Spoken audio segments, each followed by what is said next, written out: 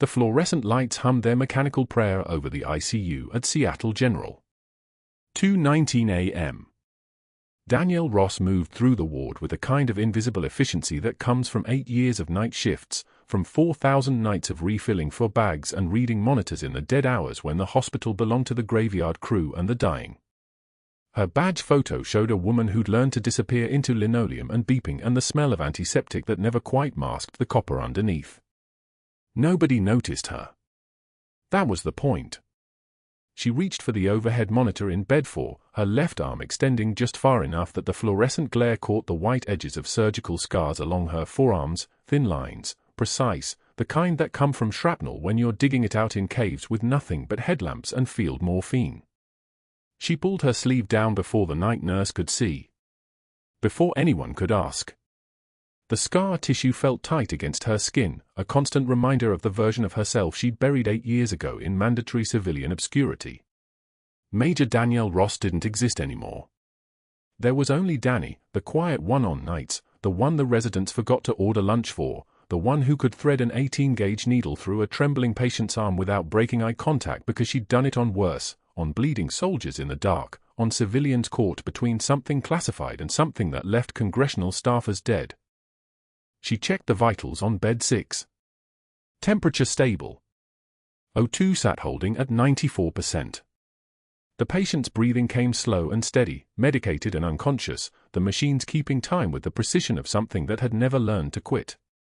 She documented in the chart with a pen that had cost 97 cents. Everything about her was built to be forgotten. The scrubs were standard issue, faded blue. Her hair was pulled back with a rubber band from the supply closet. No jewelry except the watch, a simple Timex, nothing that caught light or drew attention. 8 years of making herself smaller. The orderlies wheeled the new patient in at 2:53 a.m. They moved with the practiced carelessness of people who transport bodies for minimum wage, who didn't know this particular body had once commanded 17 men through Sanjin Valley in Helmand Province, who didn't know that the man in the wheelchair was supposed to be dead or disappeared or classified so far into the black ops bureaucracy that his name wouldn't appear in any database that mattered.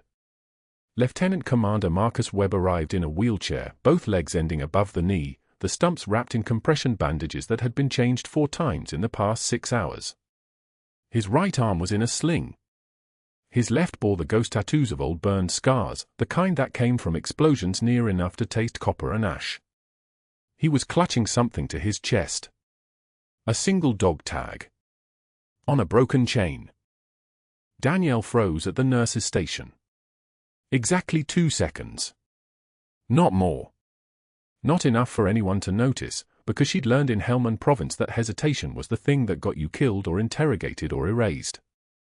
She forced her hands to keep moving. Keep working. Keep being invisible. But the dog tag caught the fluorescent light and she saw the shape of it and she knew. 8 years of careful separation, of living a different life, of being a person who'd never been Major Ross, and she knew. Webb's eyes found her as the orderlies positioned him in bed 7. He looked like he'd been broken and reassembled by someone who didn't have the original instructions. His face was grey with pain or medication or both, his jaw clenched against something he was trained not to articulate. When his gaze caught hers, there was a moment, just a moment, of mutual recognition. Not the normal kind. The kind that exists between people who've shared classified operations and black site medical tents and the weight of keeping secrets that the government paid them to die for if necessary. She approached the bed at 3:04 a.m. Standard rounds. Standard vital check. Standard performance of a nurse who'd done this 4,000 times before. She wrapped the blood pressure cuff around his undamaged arm with the kind of gentleness that belonged to someone who understood exactly how much pain lived beneath his skin. 140/86, she said. Her voice was soft, practiced, designed to blend into the background of any hospital floor in America. How's the pain? Webb's fingers tightened around the dog tag. I know you, he whispered. Not a question. A statement of tactical fact, the kind that soldiers speak in voices that don't carry beyond the immediate radius. Helmand. 2012, Operation Sandpiper. The monitor spiked. Heart rate jumped from 72 to 88 in the space of that sentence. Danielle's hands didn't stop moving. She calibrated the flow rate with the concentration of someone diffusing ordnance. She'd been trained to lie with her body language, and her body language said nothing. Said she hadn't heard him. Said he was hallucinating from the medication or the pain or the proximity of death that had been chasing him since his convoy hit something in the Helmand Valley 7 years ago. Your medication is making you drowsy, she said. Maximum 8 words. Keep it simple. Keep it deniable. Try to rest. But something in her had cracked. Not visibly. Not publicly. Inside, where the nightmares lived and the classified files were stored and the version of herself that she'd been when she was someone, when she had rank and command and a unit and a purpose, that version stirred. Woke. Remembered. She moved to the next bed. Routine. Protocol. The invisible nurse dissolving back into the fluorescent landscape. Her hands were steady as she checked the ventilator settings on the unconscious patient in bed 8. Her breathing remained regulated. No trembling. No recognition. Nothing that could be documented or reported or used as evidence that Danielle Ross was anything other than what she appeared to be. But Dr. Marcus Caldwell had been standing in the doorway of the ICU during the evening rounds. He'd been writing something in the progress notes when Webb had whispered those words. He'd been watching. He always was. The kind of doctor who'd built his entire career on the architecture of observation, on noticing the small things, the flicker in a nurse's eyes when a patient said a classified operation code name, the way hands moved with fractional hesitation, the micro-expression that betrayed something hidden. Caldwell's pen had stopped. Danielle felt it more than saw it. The pause in the room. The shift in air pressure that comes when a predator recognizes that something in the usual terrain isn't quite what it seems. She continued her rounds. Bed 9. Bed 10. Checking monitors, adjusting rates, performing the invisible labor of keeping the broken alive through the dark hours. Her left leg ached from standing, the old shrapnel wound reminding her of cave medicine and improvised surgery and the weight of command when you're 26 years old and responsible for whether people lived or died in the mountains of Helmand Province. She pushed the pain down. Pain was information. She'd learned to file it away. At 3:36 a.m., Caldwell approached the nurse's station. He was holding Webb's medical file. The kind of file that existed in multiple forms, the official version that hospitals kept in databases, and the deeper version that contained handwritten notes from physicians who'd treated him before. Notes that maybe shouldn't have been there. Notes that connected things that the government had worked very hard to keep disconnected. Interesting case, Caldwell said. His voice had the texture of someone who'd never been denied anything. The surgical history is quite extensive. He opened the file and turned it so Danielle could see the page. She didn't look. That was the trap. Looking was admission. Looking was proof that she knew what those notes contained. Prior treatment by Major D. Ross, Caldwell read aloud, very carefully, very deliberately, watching her reaction the way a neurologist watches a patient's pupils dilate in response to light. Special Operations Medical Unit. Helmand Province, 2012. Quite the interesting credential for a night shift nurse. The monitor beside her beeped. Someone needed medication. Someone needed their pain addressed. The hospital needed her to keep performing. She turned away from Caldwell with the kind of smoothness that belonged to someone who'd learned that the best defense was invisibility, and she walked toward bed 6, where a patient was beginning to stir, where there was work to be done, where a nurse could disappear into the machinery of keeping people alive and pretend that the past had stayed buried. But her hands trembled as she pushed the morphine into the line. Not visible. Not noticeable. Just the smallest shaking, there and gone in the space of a heartbeat, the trembling that comes when you realize that the version of yourself you've killed and buried for 8 years has just been summoned back to life by 3 words, Operation Sandpiper. Classified. Exposed. The shift continued. For 15 a.m. For 06 a.m. 5:41 a.m. The hospital moved through the darkness with the certainty of something that had learned to operate in the spaces between conscious and unconscious, between living and the alternative. Danielle moved through it like she'd moved through 8 years of careful anonymity, like she'd learned to move through Helmand Province before that, present and invisible, efficient and unnoticed, a nurse who was nothing more than a set of hands and a steady voice and the kind of competence that nobody questioned because questioning would require acknowledging that beneath the faded scrubs and the pulled-back hair and the deliberate ordinariness, something else had been waiting. The overhead PA system crackled at 6:06 a.m., the kind of sudden noise that cuts through hospital silence like a scalpel through skin. The intercom operator's voice was professionally cheerful, aggressively cheerful in that way that made every word an announcement rather than a request. "Can Danny the Band-Aid please report to the nurse's station?" Danny the Band-Aid to the main desk. The entire ICU floor heard it. That was the point. Danielle knew it the moment the words came through the speakers, knew it in the way the young nurses exchanged glances, the way a resident's mouth curved into something between a smile and a sneer. The nickname wasn't new. It had started small, something meant to sting, something that was supposed to make her smaller. Band-Aid was what you used for minor cuts, for things that didn't matter, for problems that didn't require real skill. She was restocking the crash cart when the page came, positioning the defibrillator pads with the kind of deliberate care that came from 8 years of knowing exactly how every second counted. The pads were in the right place.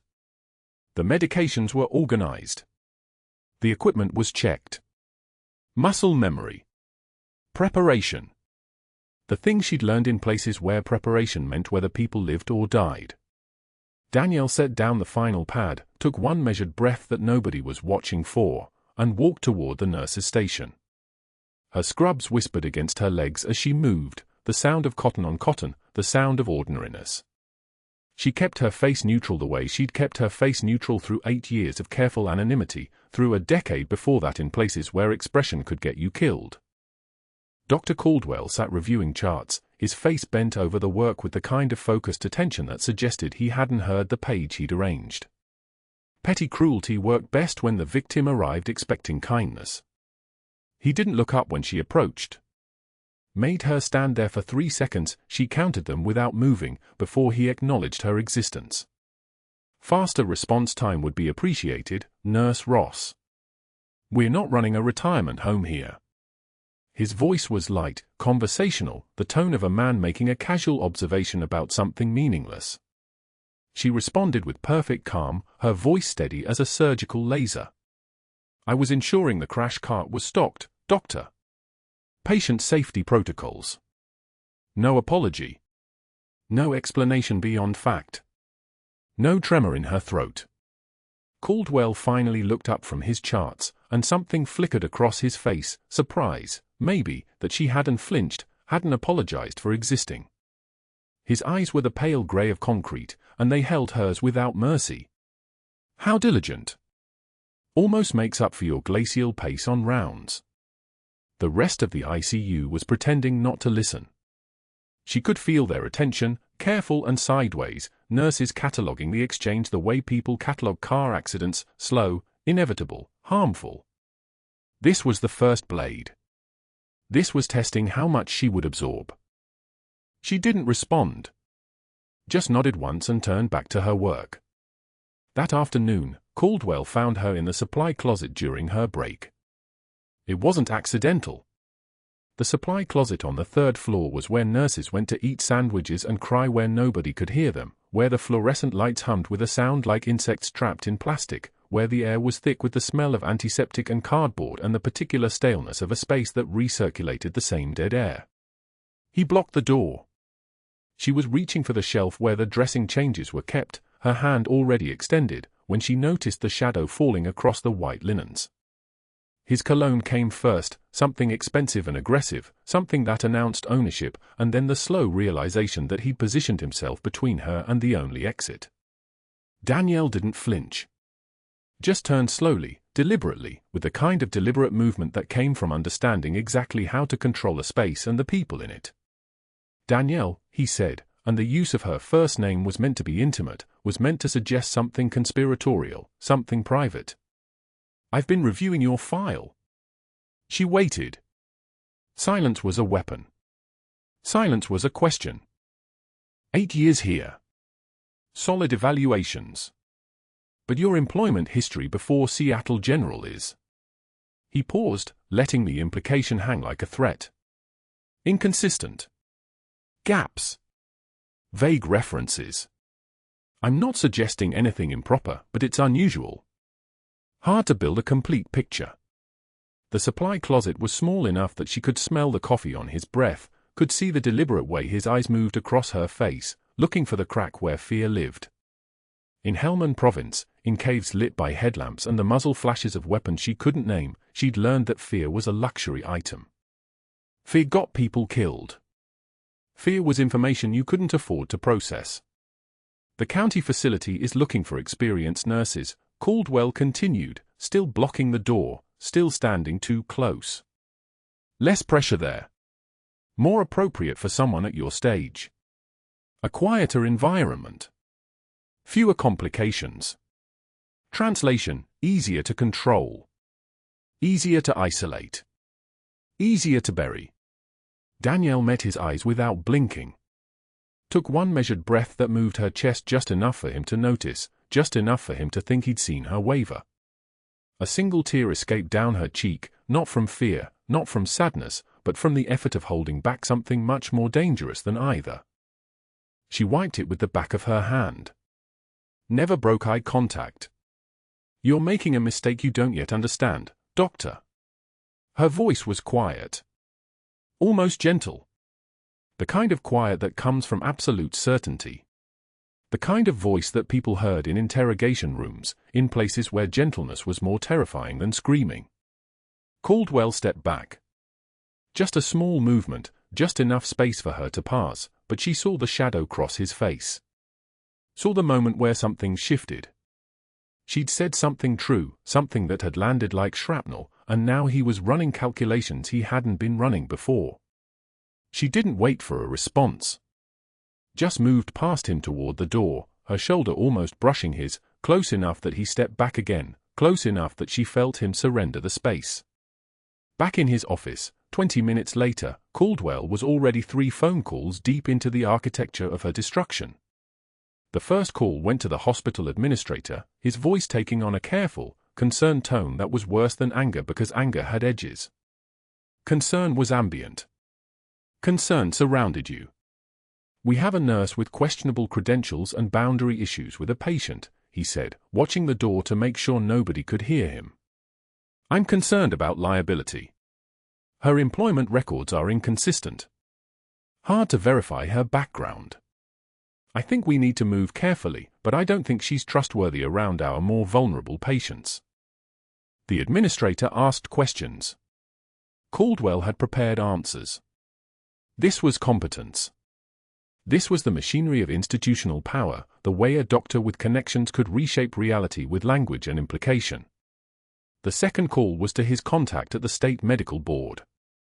Caldwell had connections there too, the kind of connections that came from having done favors, from having friends who owed him favors, from understanding how systems worked and where the pressure points were. I need you to run a background check, he said quietly. Priority. Danielle Ross. 8 years at Seattle General, but something's off. Gaps in her employment history. References that don't quite check out. I want to know what she's hiding. The third call was on a different phone, one that he kept in his locked drawer next to his personal medication bottles and the folder he didn't like to think about. He dialed a number he hadn't called in 6 years, a number he'd memorized and never written down. His voice dropped so low that if anyone had been listening through the door, they would have heard only the vibration of it, the ghost of words rather than the words themselves. The nurse recognized him. She knows something about Helmand Province. She's asking questions, or she will be. We need to move her out before she connects anything. Before she remembers. Before she talks to him. The person on the other end of the line said something very quietly. Caldwell listened, and then he hung up.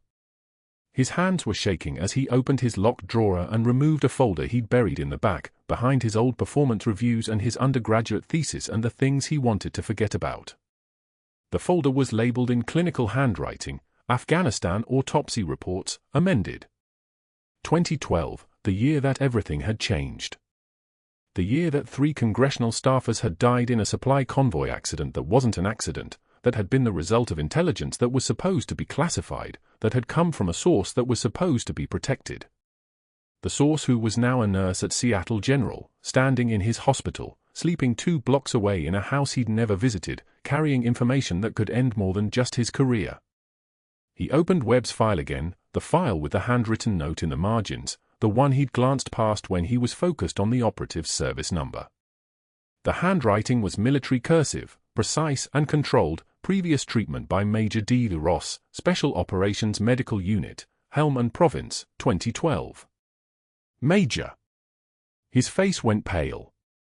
The room seemed to tilt slightly, the fluorescent light suddenly too bright, the hum of the air conditioning too loud, like the world was recalibrating around him and he was the only one noticing it. She wasn't a nurse. She'd never been just a nurse. She was a trained operative with combat experience and medical credentials and knowledge of classified operations. She'd held a dog tag that belonged to a Navy SEAL who'd already been listed as dead once in official records. She knew about the autopsy reports. She knew about the falsifications. She knew about the congressional staffers. But that wasn't the worst part. The worst part was that she'd recognized all of this about him, had looked into his eyes in the supply closet and understood, in that devastating moment of clarity, that he was the one who'd buried the records, who'd altered the reports, who'd spent the last decade walking free while men and women died to keep the secrets he'd protected. Meanwhile, in the parking garage, Danielle sat in her car with the dog tag Webb had pressed into her palm during the chaos. The chain was broken, delicate links scattered across her palm like evidence, and she turned the tag over with careful precision. The back was engraved with coordinates, numbers that her hands recognized before her mind could quite process them. 42.9176 degrees north, 67.38 for 3 degrees east. Helmand Province. The valley where her unit had been stationed. The mission that had gone wrong.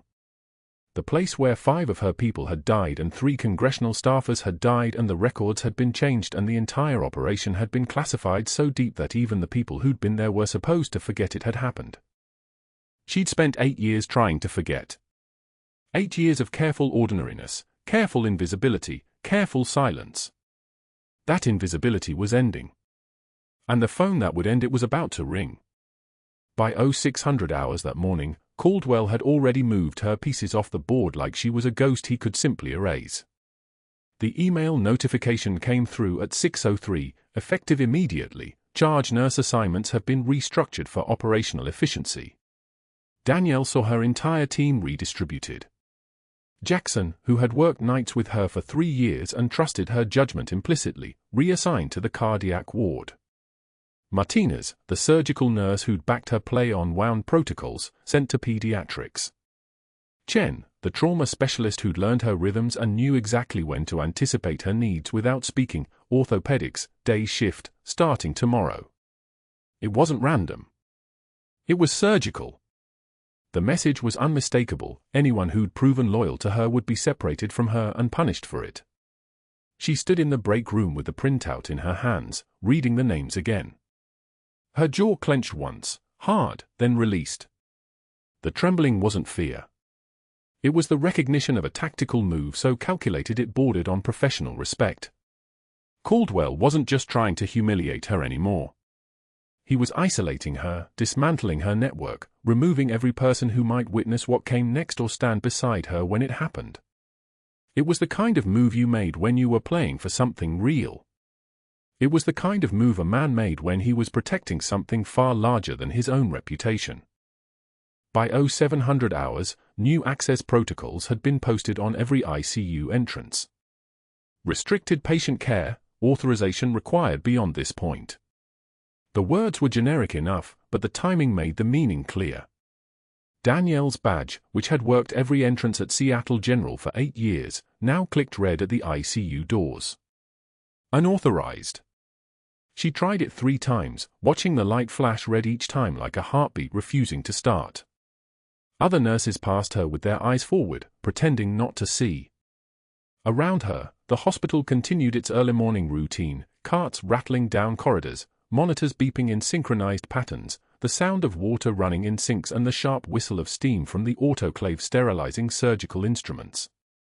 She didn't argue with security.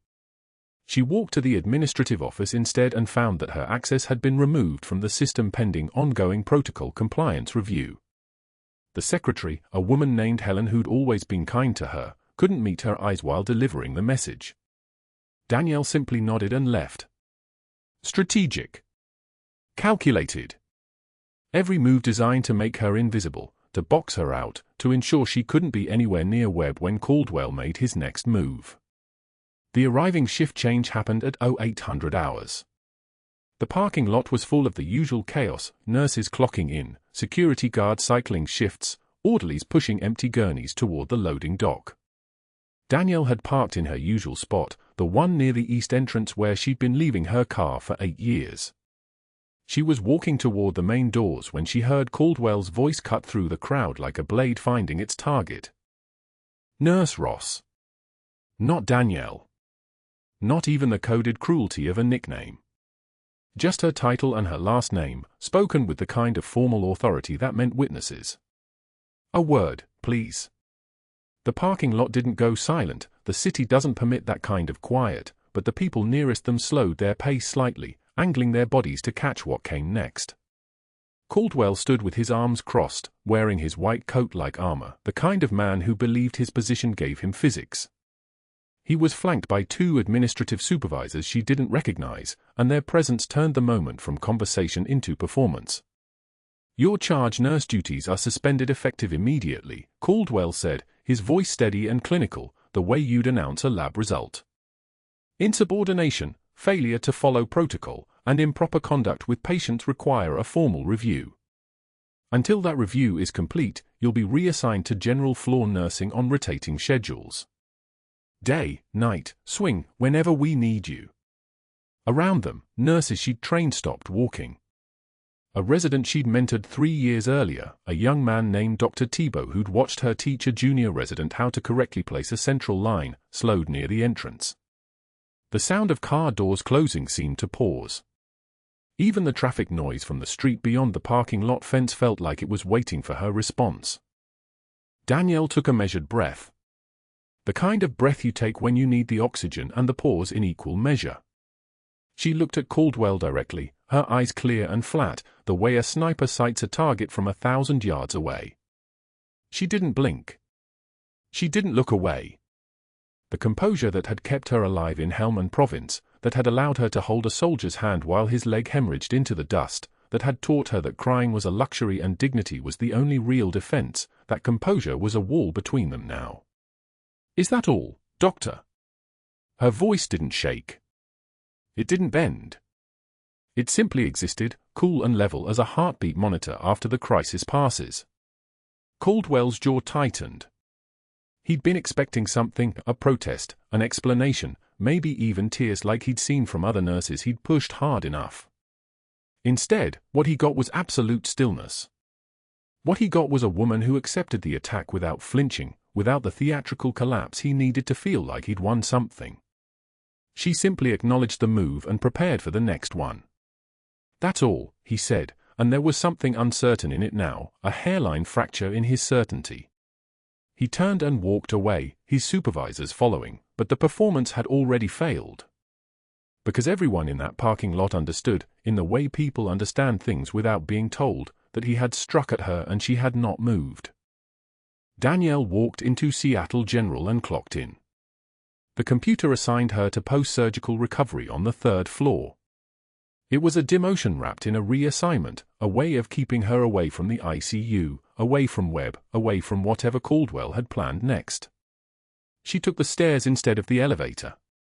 Her left leg, the one that had a titanium rod from a sniper's bullet in Sanjan Valley, ached on the climb, but she didn't slow. One foot in front of the other. Breath in measured intervals.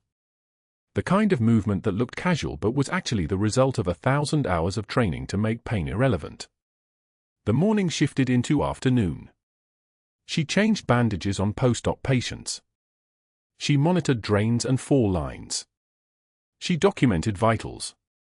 She was present but erased, visible but invisible, doing the work no one acknowledged with the precision of someone who'd kept soldiers alive under fire. The fluorescent panels above hummed their constant drone, a sound so familiar now it had become the baseline of her existence. Around her, the hospital operated in its rhythm, doctors rounded, families visited, pharmacists delivered medications, respiratory therapists checked ventilator settings. At 1,400 hours, an email notification appeared on the unit computer. Routine procedure scheduled, patient Marcus Webb, shoulder hardware removal, 0300 hours, OR3, local anesthetic, estimated duration 30 minutes. The surgical team was listed, Dr. Caldwell, 2 residents she didn't know, and a surgical nurse named Patricia Wong, who'd recently transferred from another hospital and wouldn't know the difference between a routine hardware removal and a carefully orchestrated disaster. Danielle read the notification once. Read it again. She understood immediately. 0300 hours was the heart of the night shift, when the ICU census was lowest, when attention was dispersed, when the surgical teams moved on automatic. And Dr. Caldwell had made certain that the one person in the hospital who could recognize what he was about to do would be on a different floor, in a different unit, with no authority and no access. He was going to eliminate the problem.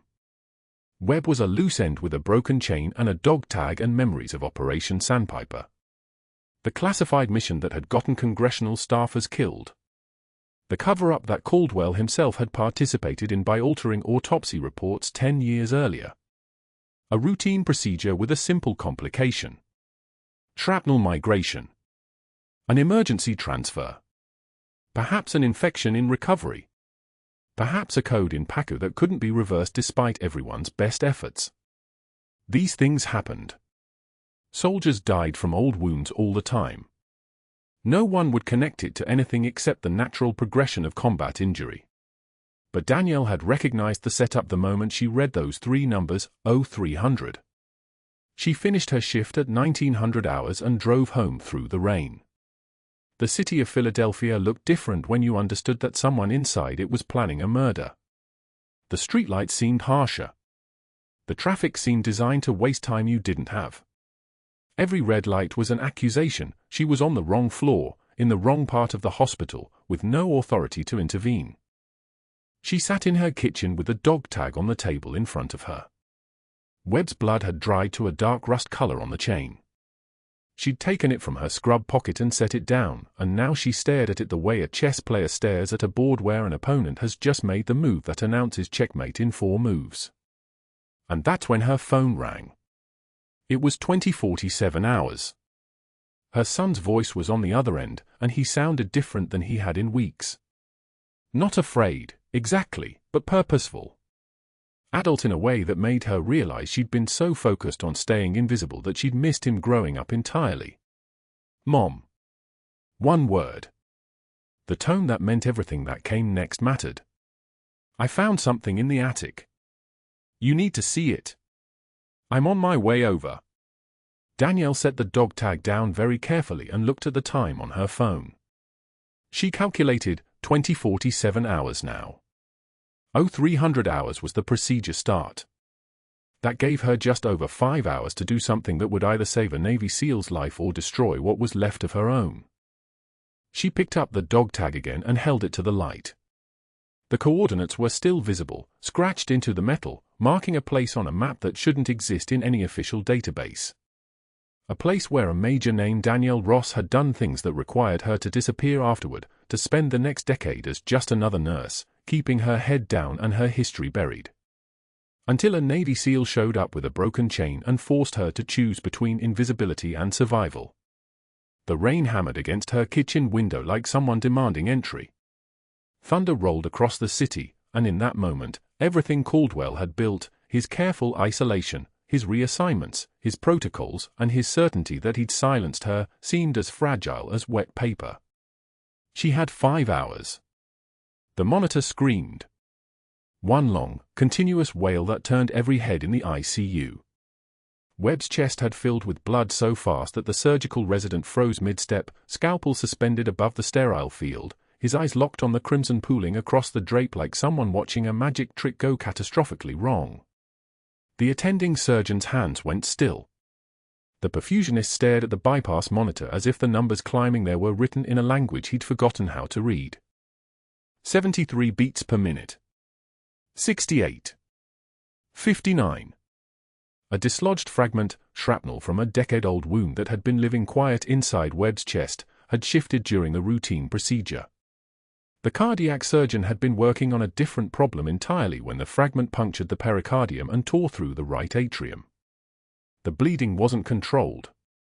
It wasn't even controllable from where they were standing. Danielle was 3 feet away, prepping the secondary instrument tray, when she heard the change in the monitor's voice. Not a code blue. This was deeper. This was the sound of a man's heart drowning. She didn't think. Thinking took time. Thinking required debate between the nurse she'd become and the major she'd buried. The crash cart was 4 steps away. She moved in 2. The scalpel came off the sterile field like she was drawing a weapon, smooth, economical, the kind of motion that had survived 10 years of civilian scrubs and fluorescent lights and the careful erasure of muscle memory. She was already moving toward Webb's exposed chest cavity when the senior resident said something that evaporated before it reached the air, words like protocol, scope, procedure. She didn't hear them. Her hands had already moved into that space where conscious thought becomes irrelevant. The space where survival lives. 46 beats per minute. The rib spreader hung on a retractor. She used her hands instead, for fingers between the ribs, feeling the soft give of intercostal muscle, the smooth curve of bone that had been mapped in 100 different caves under headlamp light, by the glow of morphine-dulled focus, in air that tasted like copper and diesel, and the particular kind of fear that only comes when the person bleeding out is someone you're responsible for. She cracked the ribs with a kind of pressure that would have terrified a surgical resident but looked, to anyone who understood, like someone coming home. The hiss of air escaping. The release of blood pressure against her gloved fingers. Her eyes tracked the anatomy like it was written in a language older than words. There. The laceration. Small but catastrophic. The pericardium was collapsing. She was already reaching for the clamp, and the perfusionist was moving now, suddenly unfrozen, pushing packed cells into the 4 line with hands that shook. O2 sat climbing. 48. 51. 59. The clamp went on like she'd done it yesterday instead of 8 years ago. Her fingers moved with the precision of a combat surgeon who'd learned anatomy by doing it in the dark, learning which vessels stayed silent when you got them right and which ones taught you screaming lessons. 1 clamp. 2.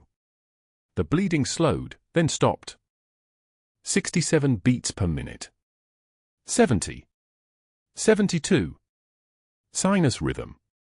She didn't look up. Didn't acknowledge the resident who'd dropped his scalpel. Didn't notice the attending surgeon backing away like he'd just watched something impossible walk through the ICU bay door wearing scrubs and a hospital badge. Webb's eyes were open. Terrified. She met his gaze for exactly 1 second, long enough for him to understand that she was still there, that the person with her hands inside his chest cavity was the same person who'd pulled him out of a cave in Sanjin Valley with a sucking chest wound and nothing but a combat bandage and the kind of will that doesn't stop until the job is done or you stop breathing. Then she was already calling for the suture, not asking, commanding, and the senior resident was moving, handing it over, his face pale as a hospital sheet. The suture went in with 12 perfect passes. Her hands steady as surgical lasers. Each knot tied with the tension of someone who'd tied them on arteries while Taliban rounds punched through the cave mouth above. The pericardium closed. The bleeding stopped completely. 78 beats per minute. 80. Stable.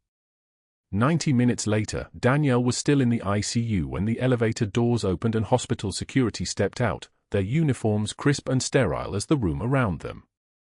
2 officers. Her supervisor trailing behind.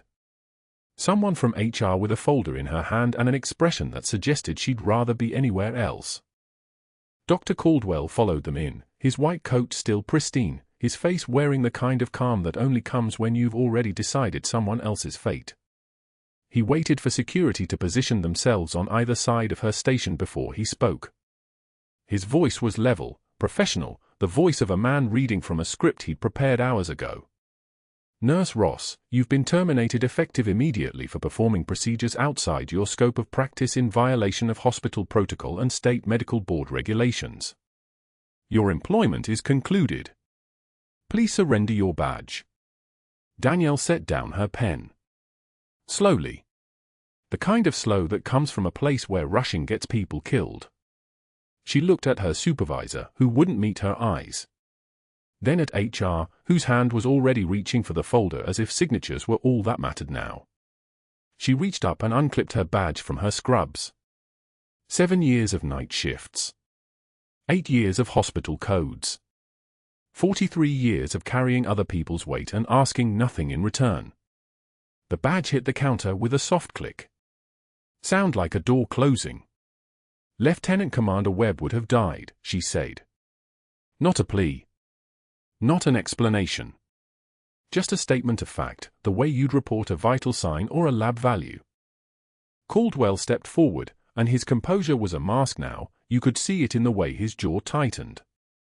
You violated every protocol we have. Every one. Security will escort you to your locker. You're banned from hospital premises pending investigation. The security officers moved. One on each side, not quite touching her but close enough that the message was clear. This was the end of something. This was what happened when you saved a life and the wrong people noticed. As they walked her toward the locker room, Danielle looked back once. Webb was already being sedated, Caldwell approaching with a syringe that had nothing to do with pain management and everything to do with making sure he wouldn't talk. Making sure he wouldn't explain. She didn't fight it. Fighting changed nothing. But Caldwell was moving already. She could feel the urgency in his footsteps, the way he'd slipped out of the ICU and was heading downstairs, probably toward the administrative offices where he'd already made the calls. One to the department chair. One to the state medical board contact he'd cultivated over a decade. One more to whoever still owed him favors from the Helmand Province cover-up. By the time she was signing her locker over to security, Caldwell had already reassigned the entire surgical team. The senior resident got a call telling him he was being transferred to pediatric cardiology effective immediately. The perfusionist found her schedule rewritten, night shifts in a different unit, different hospital section, far enough away that she'd never work the ICU again. The attending surgeon received a written warning for inadequate supervision of floor personnel, a mark that would follow him, a message delivered in administrative language that meant, don't talk about what you saw, or your career gets worse. The IT specialist, a former Navy sonar technician named Marcus Chen, was still in the server room when Caldwell logged in using the night administrator's credentials and started deleting files. Security footage. ICU footage. The 17 minutes of HD video showing every second of the thoracotomy. Chen watched the files disappear into the digital void.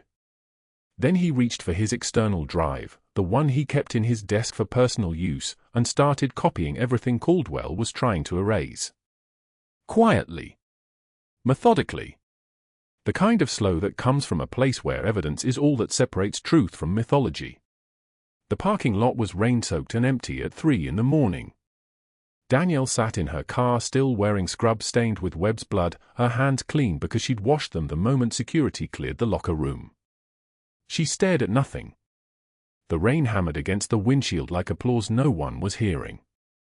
She drove to the veterans' cemetery without thinking about it, her hands on the wheel moving on muscle memory that had nothing to do with hospitals or highways. The gates were closed but not locked. Nothing stops someone who's learned that grief moves where it wants to move. Her late husband's grave was in the back section, under an oak that had grown massive in the 8 years since the funeral.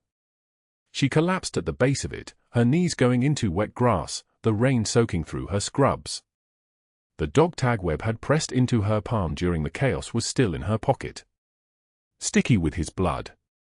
Cold from the night air. She pulled it out. Looked at the coordinates engraved on the back. The same coordinates from Operation Sandpiper. The mission that had burned through her team like wildfire. The mission that had gotten her children taken away, her rank erased, her name removed from every official database by people who understood that some truths are dangerous when they're attached to people who can speak them out loud. Her whisper came out like a prayer no God was listening to. I promised you I'd watch over the men he served with, and I couldn't even do that. They buried me so deep I can't save anyone without losing everything. The rain ran down her face, mixing with something that might have been tears but felt more like confirmation, that she'd tried, that she'd failed, that the choice between her silence and Webb's life had never really been a choice at all. She was still sitting there at 3:15 when a knock came on the car window, soft enough to miss if you weren't listening for it. A teenager stood in the rain. Her 17-year-old son, soaked through, holding a locked metal box like it contained the answer to a question she'd stopped asking years ago. He didn't speak. He just held it out, his jaw set the way hers got when the weight of something became too much to carry alone. The rain hammered the cemetery like applause for the dead. Danielle sat on the wet grass in front of her husband's grave marker, her hospital badge still clipped to her scrubs, the plastic reflecting grey November light. The stone read his name, David Ross, and the dates that marked a life measured in military service and the sacrifice of a woman who'd promised to keep his brothers alive. She pressed her forehead against the cold granite, her hands flat against the wet earth, steady as they always were. No trembling. No collapse into the mud like civilians did in movies. Just a woman kneeling in the rain making a confession to a dead man. I promised you I'd watch over the men he served with, she whispered to the grave. And I couldn't even do that. They buried me so deep I can't save anyone without losing everything. Her voice didn't crack. That was the part that broke her most, the parts of herself that still worked, still functioned, even as everything around her turned to ash. She pulled the dog tag Webb had pressed into her palm during the chaos from her pocket. It was sticky with his blood, the chain bent and useless. The coordinates engraved on the back matched Operation Sandpiper. Matched the mission that had destroyed her life and demanded her silence ever since. She held it there in the rain, letting the water wash the blood away, and waited for something, permission, maybe, or forgiveness, that never came. Her phone buzzed 3 times. She ignored it. The rain continued. The city hummed beyond the cemetery walls, and somewhere in Seattle General, Dr. Caldwell was probably laughing at his own brilliance, already rewriting the story in his head. She was just a nurse. She'd overstepped. Everyone at the hospital would accept that narrative because narratives were easier than truth. She stayed at the grave for 45 minutes until her legs went numb and the rain turned to something between freezing rain and sleet. When her son appeared at her car window, it was exactly 3 hours after the security guard had escorted her from the building. His name was James, 17, built lean like his mother with his father's eyes, and he was holding a locked metal box the size of a small suitcase. He didn't knock on the window. He opened the passenger door and got in, water dripping from his jacket onto the upholstery, and placed the box on the center console between them. "Found this in the attic," he said. His voice had his father's precision. "Behind the insulation in the east corner. It's been there since you got out." He pushed it toward her. "They need to see these." Danielle's hands, those steady surgical hands, didn't move. The box was cold, damp from the attic. She looked at her son, really looked at him, at the set of his jaw, the way he was watching her with the calmness of someone who'd already made a decision and was just executing it now. She recognized that look. It was the look of someone who'd seen the worst and decided to stop pretending it wasn't there. "James," she said. One word. A warning. "Open it," he said. Her hands unlocked the box. Inside, folded in navy blue ribbon, were the medals. Defense Superior Service Medal First. Bronze Star with Valor Second. Purple Heart. Another Purple Heart. The ribbons were faded, the metal tarnished from years in darkness, but the weight of them was exactly what she remembered, not heavy physically but heavy the way only truth was heavy. She'd buried these in an attic at gunpoint, metaphorically speaking. Ordered to bury them. Ordered to disappear into civilian life and never speak the names of the men she'd saved or the mission that had cost the lives of 3 congressional staffers when someone decided their deaths needed to stay hidden.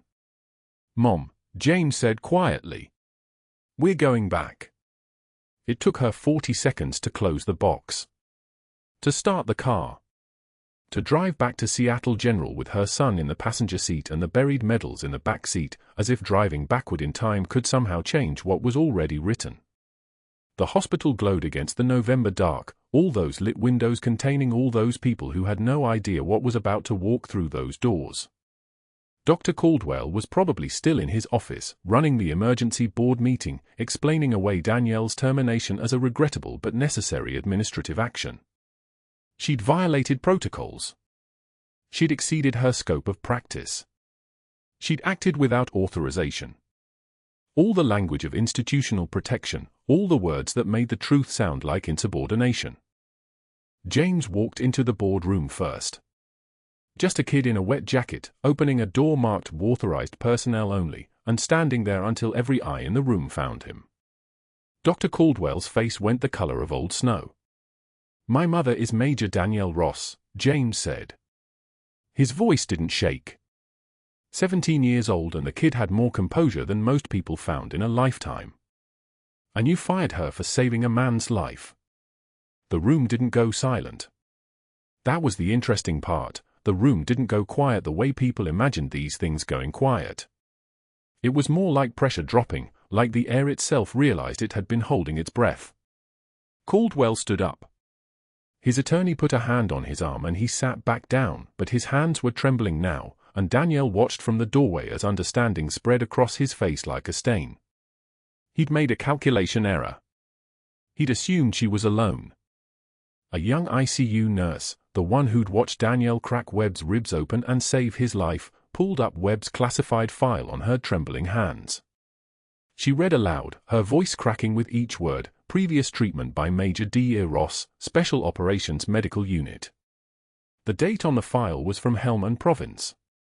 2012, before the disappearance, before the mandated civilian obscurity, before the ordered silence that had compressed Danielle's life into nights and shadows and the careful avoidance of anything that looked like meaning. The conference room door opened again. Webb rolled in on a wheelchair, flanked by two SEAL team leaders whose presence made the air pressure change, the way apex predators could do that just by existing in a space. His eyes found Danielle across the room and something in his face shifted, not relief, not quite, but the look of someone who'd just realized he wasn't alone either. "I need to state something for the record," Webb said. His voice was the kind that carried weight because it had been forged in places where weight mattered. Major Ross was awarded the Defense Superior Service Medal. He paused, watching Caldwell's face drain another shade paler. Bronze Star with Valor. Another pause. The medals were being called out like a prisoner's indictment. 2 Purple Hearts. Webb's jaw tightened. "And these are just the ones you're cleared to know about, Doctor." "She saved 16 lives in Helmand Province. Including mine. Twice." The Pentagon liaison came through the speakerphone system like a voice from a mountain, clinical and precise. Major Danielle Ross was operating under protected status as a whistleblower who exposed a cover-up involving falsified autopsy reports in 2012. Any retaliation against her constitutes a federal offense. This hospital will be receiving a formal government notice within the hour. And that's when the real nightmare began for Dr. Caldwell, because the hospital's IT specialist walked in, a man named Marcus Chen, prior Navy, who plugged a laptop into the conference room monitor with the deliberate precision of someone who'd already made his decision and was just executing it now. The screen flickered to life and showed security footage. Caldwell at his office computer. Caldwell deleting files. Caldwell altering Webb's medical records. Caldwell making phone calls from his desk, his face tight with the concentration of someone committing crimes at the speed of bureaucracy. "When you try to delete the security footage tonight using Administrator Chen's credentials," Marcus said, "the system flagged it. I preserved everything. Every frame. I'm prior Navy. When I saw what you were erasing, I sent copies to the Pentagon liaison and the FBI. They were very interested in what you were trying to hide." The room wasn't silent now. It was full of the sound of careers ending, reputations collapsing, the specific acoustic signature of institutional walls crumbling. An FBI agent arrived within the hour, The Pentagon had made calls and those calls had consequences. The agent sat across from Caldwell in a secured conference room with a folder that looked thin until you understood what was inside it. Decades of falsification. Amendments to cause of death reports. The systematic burial of evidence that congressional staffers had been killed by friendly fire, not enemy action, and that someone had decided a cover-up was more important than truth. Tell me about the Helmand Province autopsy reports you amended in 2012, Doctor, the agent said.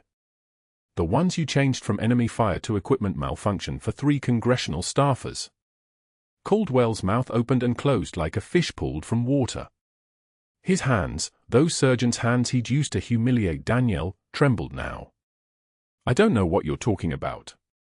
Major Ross reported discrepancies in those autopsies before the cover-up, the agent continued, opening the folder. You were the medical examiner who signed the amended reports. When you saw Webb's file mentioned her name, you knew if she reconnected with him, the whole thing would unravel. So you tried to erase her from the hospital. From the records.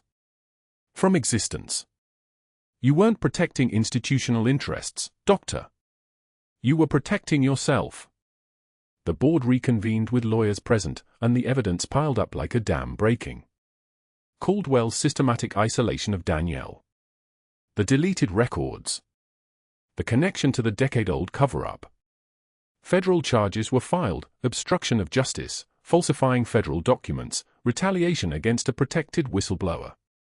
His medical credentials were suspended pending investigation. His attorney tried to negotiate, but the Pentagon had already provided investigators with the original autopsy files that proved falsification beyond any reasonable doubt. Within a week, Seattle General terminated him for cause, no severance, no references. His wife served him with divorce papers. His colleagues wouldn't return calls. The medical board revocation hearing took 3 hours. His license was permanently stripped. 18 months later, Danielle entered Seattle General's main entrance in a tailored suit, her new badge reading Director of Emergency Medicine. The hospital had renovated the trauma center and named it after her late husband, the David Ross Emergency Trauma Unit. As she passed through security, the night guard stood to scan her badge. It was Dr. Caldwell in a security uniform, his face hollow, scanning employee IDs for minimum wage. Their eyes met in the fluorescent light and the space between them compressed into a single moment of recognition. "Good evening, Director Ross," he said, his voice smaller than voices should be. "Good evening," she replied, and kept walking without breaking rhythm or looking back. The elevator carried her to the administrative floor where Lieutenant Commander Webb waited, now her senior consultant for the military veteran treatment program they'd established. The ICU nurse who'd read his file was now charge nurse, trained personally by Danielle. Her son was pre-med, volunteering in the trauma center 3 nights a week. In her office, Danielle stood at the window overlooking the city, the bronze star in a frame beside her husband's photograph. Webb joined her at the glass. "You saved 16 of us in Helmand Province. Now you're saving hundreds here."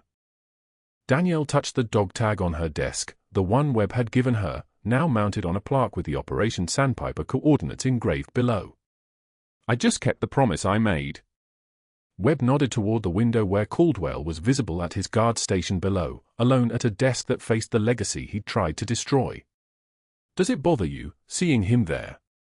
She considered for a long moment, and when she spoke, her voice carried the weight of someone who'd spent years in darkness and chosen to step into the light anyway. "True class is what you do when the lights go out. He showed us who he was in the dark. So did everyone else." The trauma center lights shone against the November night, illuminating the space where Danielle stood finally visible after years of forced obscurity. Below, Dr. Caldwell sat alone at a desk, scanning the badges of people who would never need to know his name. If you've made it this far, you already know what it feels like to be underestimated. Subscribe for more stories about the quiet warriors who walk among us, and comment below, have you ever judged someone only to find out you were dead wrong? Your stories matter.